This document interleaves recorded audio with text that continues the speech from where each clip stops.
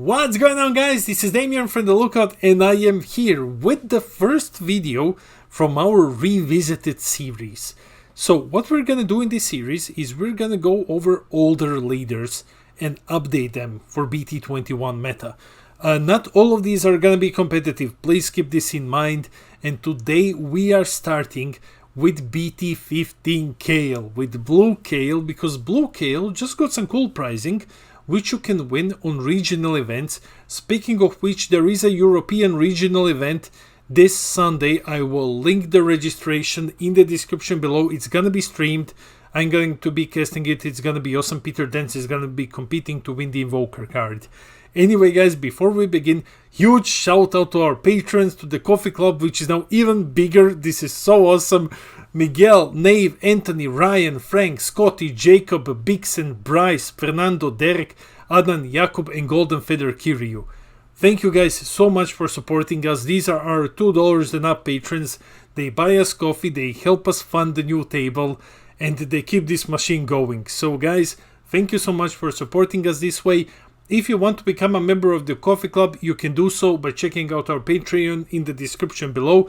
You can also vote for upcoming videos. I'm going to talk more about that later in the week. If Patreon isn't your thing, you can join the channel membership. You get some cool emojis. If we get one more member, we can add the Shlonku emoji. Keep that in mind. It's going to be awesome. So anyways, guys, that's it. Let's start with the video. Roll the video! Okay, guys, so here is the deck. We're gonna do this a bit differently.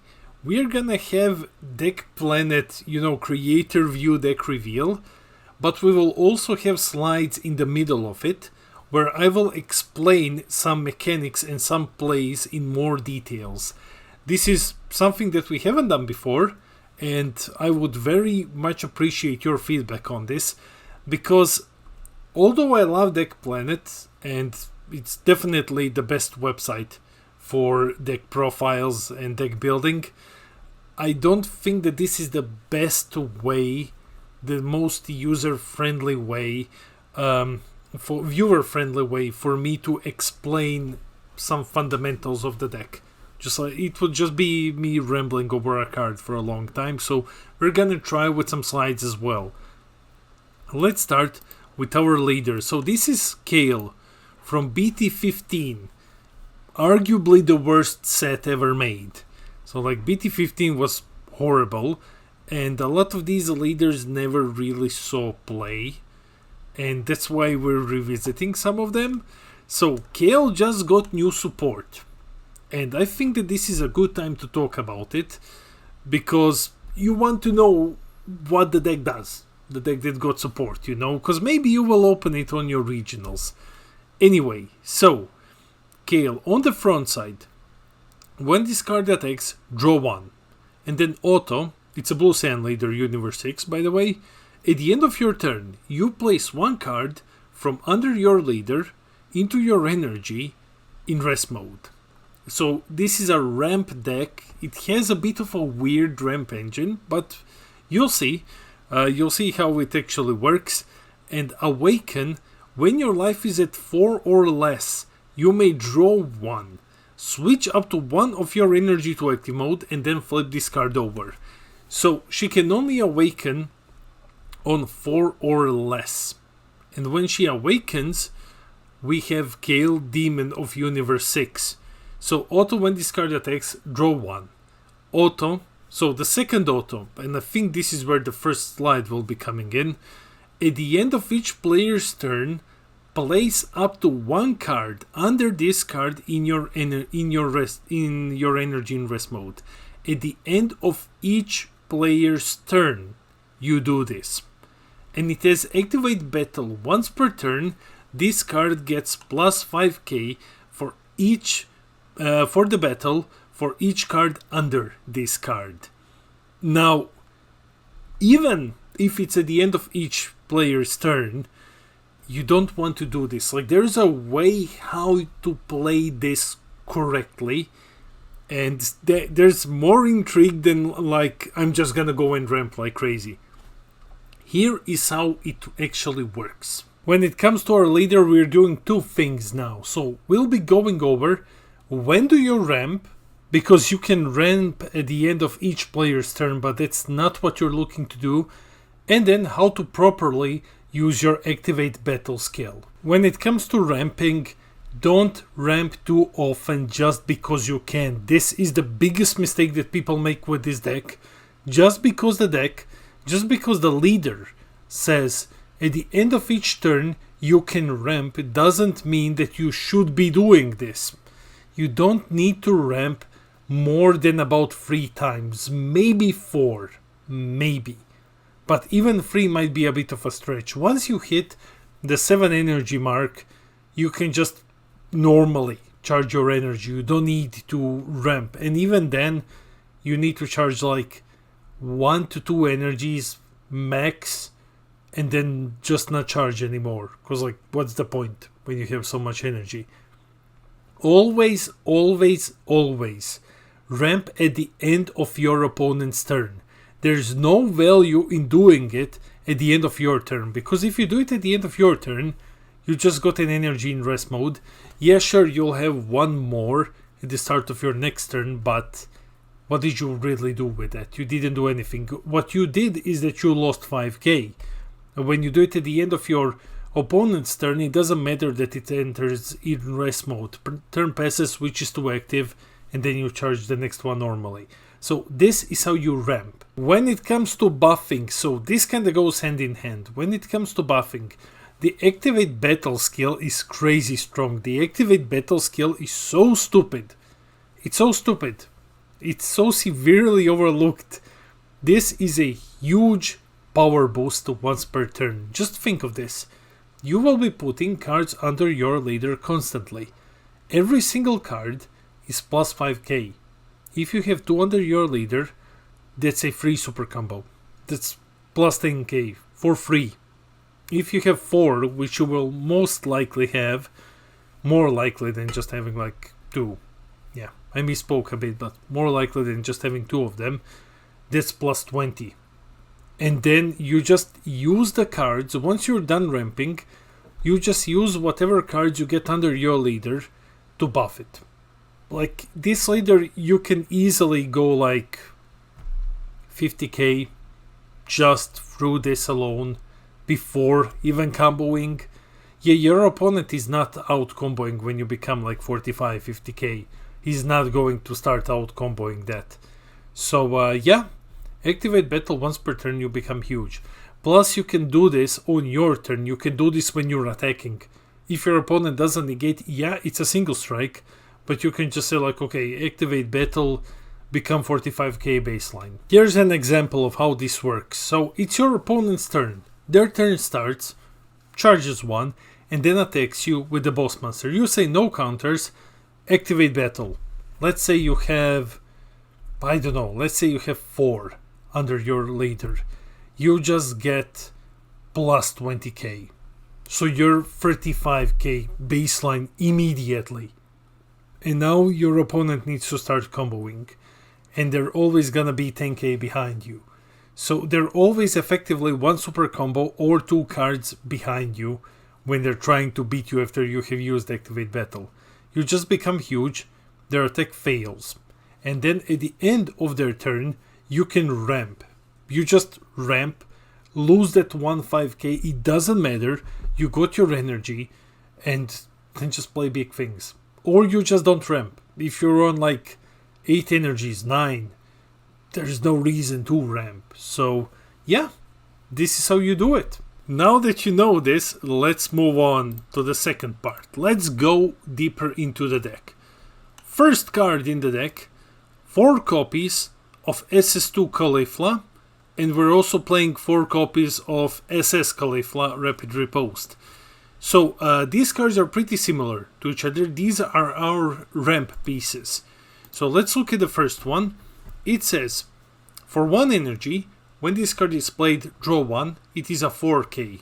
It's a 4k power card, 5k combo for free. Activate main for 2 energy. If your leader is a blue Kale card, place this card under your leader from your hand. You can't play non-Universe 6 battle cards with 35k power or less for the game. So, you can, what you do here is you ramp, basically. You ramp from hand. Ramp. You just put this. You use activate main from hand. And then you are locking yourself to only Universe 6 cards unless they have more than 35k. That's it. So, and how many cards do actually have more than 35k? Well, it's usually SCRs. So this is our first ramp piece, and here is our second ramp piece. The free cost Caulifla. Deflect, activate main, limit 1 for 1 blue energy. If your leader is a blue Universe 6 card, and you have 2 or more energy, you play this card from your hand. And then, again, activate main for 2 energy. If your leader is blue Kale, place this card under your leader from your hand, and then the same effect, basically. So these two have the exact same effect. Their goal is to ramp you as fast as possible. So what you can do is, like, turn 1, you can play this one. Just play this one, draw a card. It can be your cantrip on turn 1, you play draw a card. Since you can't ramp from the field, might as well just charge it into Z energy. And then once turn 2 comes along, you can actually use the other one to place it under your leader, and that's gonna give you an energy at the end of your turn. So, what else do we have here? We have this one. 3 copies of Kefla Universe 6 Fusion Warrior. Now, I think 3 copies is a good ratio. You can probably go with more than 3. But basically, when this card is played from your hand, you draw 2. And then you choose 1 card in your hand and place it at the bottom of the deck. That's not what we're looking to do here. So what we're basically looking to do is we're looking to use its activate main limit 1. But I'm just gonna go through other effects as well. The second effect was for 1 energy. If your opponent has 2 or more energy, you choose 1 Caulifla and 1 Kale. In your drop area, you play this card from your hand and you place the chosen cards underneath it. Doesn't matter. Not what we're looking to do. We're looking only at activate main limit 1. If your leader is a blue Universe 6 and you discard this card from your hand, look at the top 5 cards of your deck. Thank you, Adobe, for, putting noise in my video. So look at the top 5 cards from the top of your deck and add up to 1 blue or yellow Caulifla or Kale with an energy cost of 4 or less among them to your hand, and then shuffle your deck. So this one alone is gonna fetch multiple pieces from our deck. It can fetch our ramp pieces, but it can also fetch another Kale that you will see relatively soon. So this is our ramp package, this is our search engine, and now let's look at some of the payoffs. 4 copies of Kale Rampaging Demon. Okay, so some decks run 3, some decks run 2, I think 4 is the correct number here. What this card does is basically deflect double strike. When this card is played without using skills, so when you hard cast it, choose 1.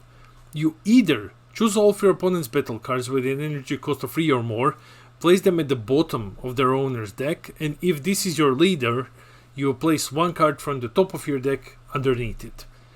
Or, if you have 7 or more energy, which you will have in this deck, choose all of your opponent's battle cards, ignoring barrier, place them at the bottom of the owner's deck, and this card gains barrier and dual attack for the turn. You will ramp to 7 pretty easily here. You will be seeing 7 energies in this deck. And then just pay 5, ignore barrier and get rid of everything. Phenomenal card. That's a part of the reason why we're playing 4 of them. The other part is that we can't play non-Universe 6 cards, so we can play Cell, the Z deck one. So we need some sort of a board wipe. We can't play Oob, so let's go with 4 copies of this. And then for our second boss monster, it is this one, the newest card, the one that you're probably going to open at the regionals or at your store championship. So, triple strike, 35k. Auto. When this card is played from your hand, choose up to one of your opponent's battle cards, ignoring barrier, place it at the bottom of their deck, and then choose up to one of your blue Kale leaders and place 2 cards from the top of your deck under your leaders. So you get rid of one thing, and then technically you ramp 2, but I've already explained to you when and how do you ramp, so usually this is just power that you're getting. And then auto, when this card attacks, draw 3 and your opponent bottom decks free from hand, and then another auto at the end of your turn, switch up to 1 energy to active mode. So this thing right here is the main reason why we're running this deck. It doesn't have protection at all. It doesn't have deflect, doesn't really matter. The bigger thing is that it doesn't have barrier. So if you're playing against green, they will just charismatic villain you. Or they will use the newest Goku. So you have to play around it. But other than that, this is a phenomenal boss monster. It's a 6 cards difference. Okay, now I think we're approaching the second slide. No, we still have some other we have a non-Kale card here. Hit a Deadly Vanguard at 3 copies. It's not the best, but it's Universe 6, and we have locked ourselves out of other cards. So basically it's a counter that says if a battle card being played costs 5 or less, you just bounce it to your opponent's hand. You can make it cost 2 energy, you can make it cost 2 energy, and when you play him you get to bounce another thing. So at 3 copies it's fine. We don't need any more at 3 copies. Like 5 or less, that's quite a range, and it's only going to cost us 3 energy, which isn't a problem for this deck. Okay, now we're approaching slide number 2.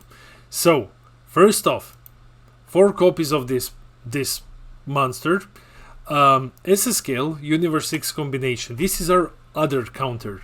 Counter attack. Negate the attack and play this card. Permanent. If your leader is Universe 6 and it's your opponent's turn, reduce the cost by 2. So it's a 1 cost, negate the attack and play. And then it has an auto. It's a floodgate basically. If your leader is Blue Kale, when this card is played, you may choose 1 card from your hand and discard it. If you do, your opponent can't attack with battle cards with energy cost greater than their current energy for the turn unless they choose 2 cards from their hand and bottom deck them each time. It's a floodgate for 1 energy that's just going to shut down the turn. Like, it just shuts down the turn. It's like robotic riposte. Like, once it hits the field, your opponent is not attacking anymore, because no one's gonna be bottom decking. However, keep in mind it only affects battle cards. It doesn't affect leaders, it doesn't affect unisons. So it's best to just use it on leader swing. But there is one more card that we are combining this one with, and that is 3 copies of Kale Timid Sister. Permanent, can be KO'd by opponent skills, doesn't matter. It's a 1 cost. When you play it, choose up to 1 blue or yellow Universe 6 card in your drop area with an energy cost of 3 or more and add it to your hand. Here's a slide to show you how this works. Alright, so here is the example for the counter attack. So it's your opponent's turn, they attack you, you say counter, and you play the Kale for 1 energy, you floodgate them. And then on your turn, you play for 1 energy, you play Kale Timid Sister, you search the drop, and then you added the floodgate back into your hand. So on your opponent's next turn, if you need to do it, just pay 1, floodgate them again. Like, it's stupid strong, basically. Every copy of Kale Timid Sister is an extra copy of the floodgate. So if you're running 3 Kales and 4 floodgates, you're basically running 7 of them. It's a stupid good. So now that you know how this works, let's check out some other cards. Let's check out our super combos. We are running 3 copies of Vegeta and 1 Zeno. Now I have seen different splits. I have seen 2-2, for example. I have seen 1-3. In this deck, I think 3-1 is good enough. because we want to draw more. I prefer to draw in this deck than to restand energy, because once we get to ramping, we will always have, I believe, like at least one opened energy, maybe two, depending on the stage in the game. So one Zeno is enough. I think one Zeno is more than enough.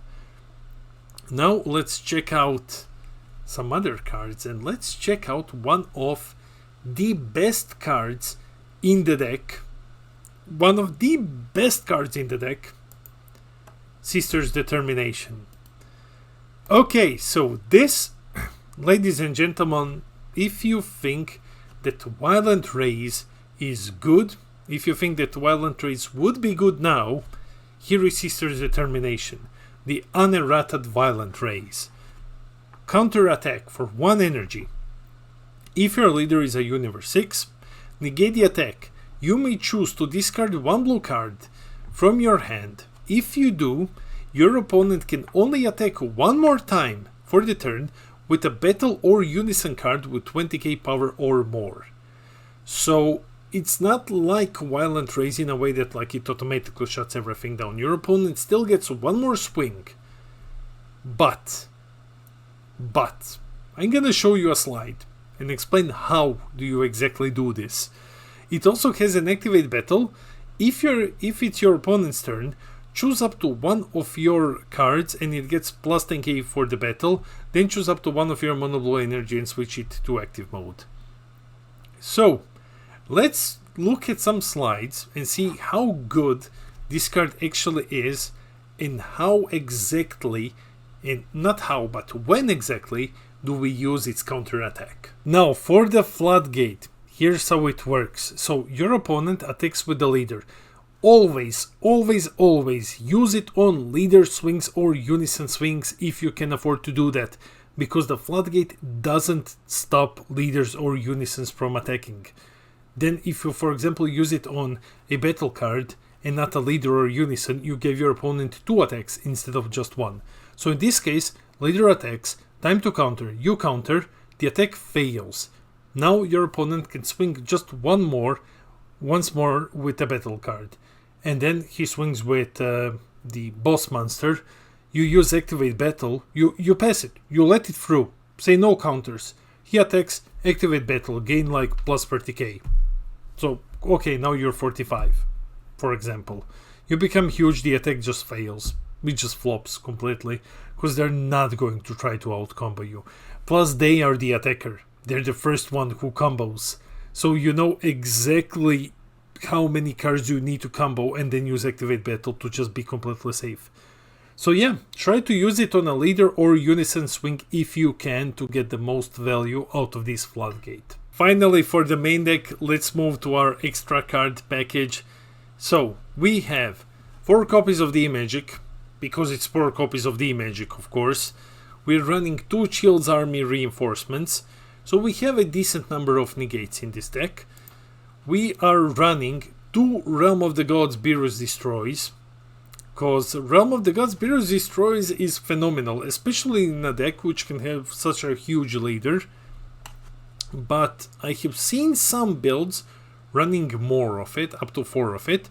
Honestly, I prefer a split of 2 Realm of the Gods Beerus Destroys and 2 Goku's Kamehameha. Let me just bring this card up for you so that you can see what it does. So basically, you know, it works when your leader is blue, same as Beerus Destroys. It gives you plus 15k for 1 energy. And then because all of your energy is blue, you get to draw 1, or if it's your opponent's turn, you switch 1 blue to active mode. So you have this, you have Beerus also here, in case that you don't know what it does. This one just gives like plus 10k, the other one gives plus 15. If it's your turn, choose up to 1 of their cards with an energy cost greater than their current energy and bottom deck it. If it's their turn, draw 1 and choose up to 1 of your opponent's battle cards with a cost of 2 or less and bottom deck it. So, but it still works only if all of your energy is blue, and it gives plus 10k for the battle. Combined with how huge this card can become, if your opponent somehow has enough power to try to push through it, or if it's still early enough in the game that Kale isn't as huge as it can be, or if your opponent has multiple swings, you can use these cards to become even bigger. Then we have 3 copies of Senzubin. You can run 4, but I think that 3 is enough. We are already running tight on deck space, so I think 3 copies is more than enough. It gives you plus 5k for the turn, so your leader is base 20 before you even use Activate Battle, and it restores 2 energy, and you have like 1 billion energy in this deck. And finally, the last card in our deck is the SCR Baby Hatch. Okay, so for Baby Hatch, you can, how to say this, so you can survive without it. You don't need to buy it. You know that I never recommend buying SCRs. I mean, you should buy SCRs if you can afford them. I just don't like putting them in my builds.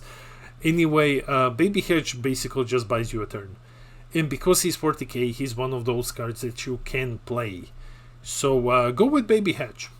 Like, it's a very cheap option that helps you survive earlier in the game, because you're gonna have 3 or more energy pretty early. So it's a good one. It's basically a lifesaver. It's like 1 extra turn. Now let's take a look at the Z deck. Alright, so Z deck. Well, it's pretty limited because of the effect of our cards, but what we have here is the newest support from the anniversary box, SS Caulifla, Tenacious Spirit. Okay, so this one is pretty cool. It's a deflect unique double strike blocker. We're running 4 copies of it. Auto. Choose one of your blue Kale leaders.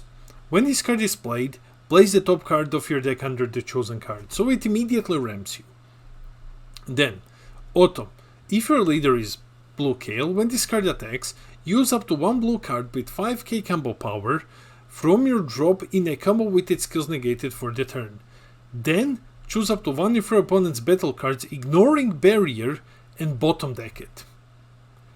20k double strike blocker, deflect. Okay, so it has everything except barrier. When you play it, it ramps you effectively. And then when it attacks, it becomes a 25k double striker, which also, ignoring barrier, it doesn't matter the cost, just ignores barrier and bottom decks a card. This is a phenomenal card. And then last autumn, if your leader is a blue Kale card, at the end of your turn, switch this card to active mode and then switch 1 mono blue to active mode. 1 mono blue energy. So as you can see here, this card basically does everything that you want it to do in this deck. It's a removal, it's a ramp piece, it's a blocker, and then it also restores your energy, which then allows you to spend energy on counters. This card is phenomenal. And then I've just added 3 copies of Vegeta Surmounting the Impossible. Here is the reason why. It is because if you're playing against a slower deck, let's say like Golden Frieza, for example, or Soul Striker, or something that's like, okay, I'm not in a rush, I don't need to attack you. I'm not going to get you go down to 4. If you're first or second, preferably if you're going second, if it's your turn 1, you can actually charge a Z energy, and then when you attack with your leader, and then instead of playing, let's say, a Caulifla for 1 energy, you can actually just play this one to grab a life, to help yourself awaken. Because once you ramp with the Caulifla, you can't do this anymore. So it's a way to do this on a single turn, at turn 1. So will you be doing this a lot? Not sure, but it is an option that can help you in some of these matchups. And now finally, because I don't usually do side decks, I have some options here. So let's take a look at the side deck. We have only 2 cards here in the side deck. Of course, you can have more than 2, though most of them will be extra cards because of your restrictions that you can't play certain cards. I'm gonna start with the second one. which is Mafuba. For the love of God, use Mafuba. What Mafuba does is basically you negate the attack of the Gohan boss monster and you take away his auto so that he can't burn your life. That's what Mafuba does. The other card is, and I saw this in a build and I thought that this was phenomenal, Results of Training. Now, for 5 energy, 5, activate main. During this turn, you may activate your leader's Awaken even if you have 5 or more lives. Then choose up to 4 cards in your energy and switch them to active mode. Why do we run Results of Training at 2 copies? It's for the slower matchups. It's like Golden Frieza, for example. Matchups where or let's say like Android 21, BT20, matchups which are either slower or your opponent's leader doesn't need to attack you to gain benefit, like Android, for example. So in these matchups, you will get stopped because you can't Awaken. You can use Surmounting once in turn 1, then you drop to 7, and then you are a bit stuck. You need to find a way to get to 5 lives. We can run some Self-Awakeners. We can do that. There are some Self-Awakeners which are Universe 6. You can probably put them in the sideboard also for these slower matchups, but once you hit 5 lives or more, I mean you're always on 5 lives or more, basically once you ramp into this one, you just pay 5, Awaken. So this is your answer for slower matchups. Anyways guys, this is the deck. This is Kale Revisited. That's it for the video. Let me know in the comments below. Are you going to give Kale a go? Do you like this new revisited format of videos? Because we have at least 2 more in the production at the moment. One of them is pretty insane. So like, let me know, what do you think of these types of videos? Do you like the idea of like these slides mid videos to explain things in an easier way or so? Or maybe I'm just overcomplicating it. Let me know in the comments below. I read all of your comments. I try to respond to everything. I love our little community. And guys, while you're here, please share the video, hit those like and subscribe buttons, help us grow, help us reach 3,000 subs. We're very, very close.